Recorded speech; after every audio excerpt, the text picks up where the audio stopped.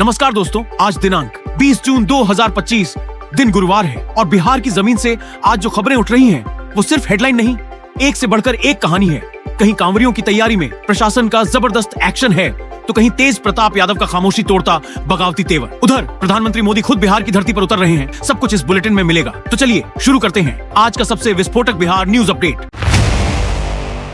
भागलपुर में 11 जुलाई से शुरू हो रहे श्रावणी मेले को लेकर प्रशासन की तैयारियां जोरों पर हैं। कांवरियों की सुविधा के लिए गंगा घाट और कांवरिया पथ पर डीएम डॉक्टर नवल किशोर चौधरी खुद निगरानी कर रहे हैं। टेंट सिटी बसाई जा रही है। सिंगल यूज प्लास्टिक पर पूरी तरह बैन रहेगा। नाव में मवेशी और इंसान एक साथ नहीं चढ़ेंगे। दुकानदारों से ज्यादा पैसे वसूलने वालों की दुकान सील करने का निर्देश भी जारी हो चुका है। साफ सफाई से लेकर सुरक्षा तक हर एक बिंदु पर गंभीर तैयारी जारी है। बिहार के नौबतपुर नगर पंचायत में अब इतिहास बनने जा रहा है। 28 जून को होने वाले चुनाव में पहली बार ई वोटिंग की सुविधा दी जा रही है, यानी वोटर अब अपने मोबाइल से घर बैठे वोट डाल सकेंगे। दानापुर की एसडीओ दिव्य शक्ति ने साइकिल रैली निकालकर लोगों को जागरूक किया। बस प्ले स्टोर से SICBHR ऐप डाउनलोड कीजिए, रजिस्टर कीजिए और कर दीजिए अपने लोकतांत्रिक अधिकार का इस्तेमाल। डिजिटल इंडिया का असली असर अब बिहार में। पटना को मिला नया SSP कार्तिकेय शर्मा। पदभार संभालते ही उन्होंने साफ कह दिया कि जनता को सुरक्षा का भरोसा दिलाना उनकी पहली प्राथमिकता होगी। अपराधियों पर सख्ती से निपटा जाएगा और जरूरत पड़ने पर पुलिस फायरिंग का भी इस्तेमाल करेगी। उन्होंने कहा कि राजधानी की चुनौती बड़ी है, लेकिन पुलिस का काम है लॉ एंड ऑर्डर बनाए रखना, अपराध को रोकना और अगर अपराध हो जाए तो जांच में कोई कोताही न हो। जमुई में एक दिल दहला देने वाला हादसा हुआ,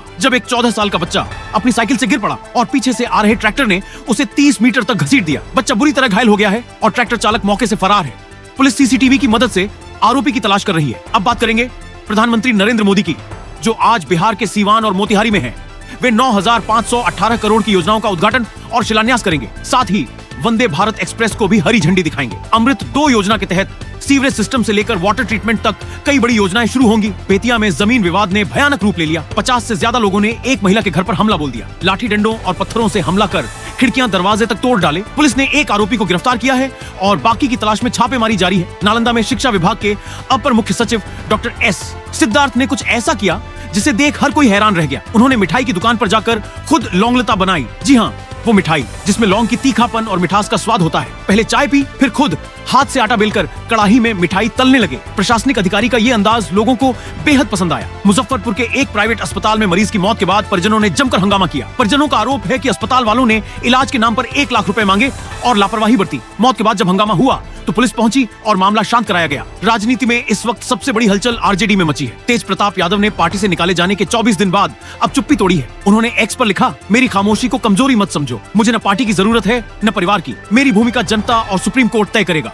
यानी घर के अंदर घमासान अब खुले मैदान में आ चुका है। इधर RJD की राज्य परिषद की मीटिंग में लालू यादव ने साफ कहा, जो मेहनत करेगा टिकट उसी को मिलेगा। तेजस्वी को अगला मुख्यमंत्री बनाने की फिर से मांग उठाई गई, लेकिन अब इस परिवार में दरार दिखनी शुरू हो गई है। तेजस्वी यादव के आवास के पास ही पोलो रोड में दिन दहाड़े फायरिंग हुई। हाईकोर्ट के जज और मंत्री अशोक चौधरी की बाउंड्री के पास ये वारदात हुई है। लूट के बाद फायरिंग और राजधानी में सुरक्षा की धज्जियां उड़ती नजर आई। बिहार में मानसून ने पूरा जोर पकड़ लिया है। 38 में से 25 जिलों में ऑरेंज अलर्ट और 13 में येलो अलर्ट जारी हुआ है। बारिश लगातार हो रही है और नदियों का जलस्तर बढ़ता जा रहा है। मुजफ्फरपुर में ई-रिक्शा में आग लगने से एक महिला की जलकर मौत हो गई, जबकि 3 अन्य झुलस गए। हादसा इतना भीषण था कि लोग कुछ समझ पाते उससे पहले ही जाने चली गई। खेल की दुनिया से गर्व की खबर यह है कि बिहार के 2 ताइक्वांडो खिलाड़ी विश्वजीत कुमार और हिमांशु कुमार का चयन एशियन गेम्स ट्रायल के लिए हुआ है। ये ट्रायल 207 में होगा। पंजाब में 22 जून से होगा। पाटलिपुत्र यूनिवर्सिटी में UG एडमिशन की पहली मेरिट लिस्ट पर अब तक 43,157 छात्रों ने एडमिशन लिया है। आर्ट्स स्ट्रीम सबसे ज्यादा पसंद की जा रही है। BPSSC ने प्राइमरी स्कूलों में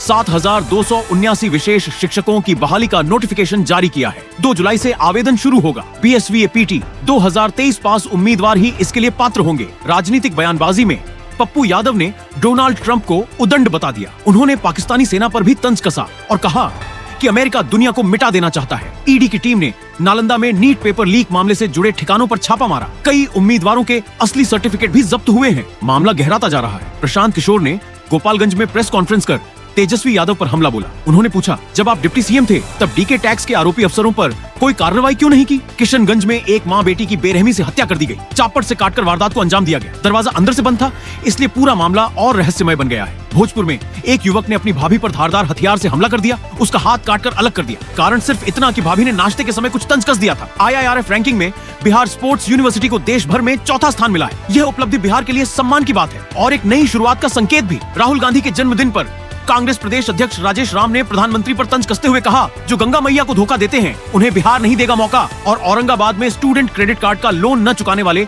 711 स्टूडेंट्स पर कार्रवाई शुरू हो चुकी है। सभी को नोटिस भेजा जा रहा है। मुजफ्फरपुर के तुर्की थाना क्षेत्र में किराना दुकान से 85,000 की लूट हुई है। सीसीटीवी फुटेज के आधार पर अपराधियों की तलाश जारी है। और अब वक्त है आपसे विदा लेने का। लेकिन सोचिए, बिहार बदल रहा है। कहीं शासन का सख्त चेहरा है तो कहीं प्रशासन का इंसानी रूप। कहीं युवाओं को नई तकनीक से जोड़ने की कोशिश है तो कहीं राजनीति में चल रही अनबन और बगावत की हलचल। सोचिए, समझिए और नीचे कमेंट करके हमें जरूर बताइए। चैनल को सब्सक्राइब करना ना भूलिए ताकि हर सुबह आपको बिहार की सबसे सटीक और असरदार खबरें मिलती रहे। मैं अभिषेक बिहार की पवित्र धरती से आप सभी का धन्यवाद करता हूँ।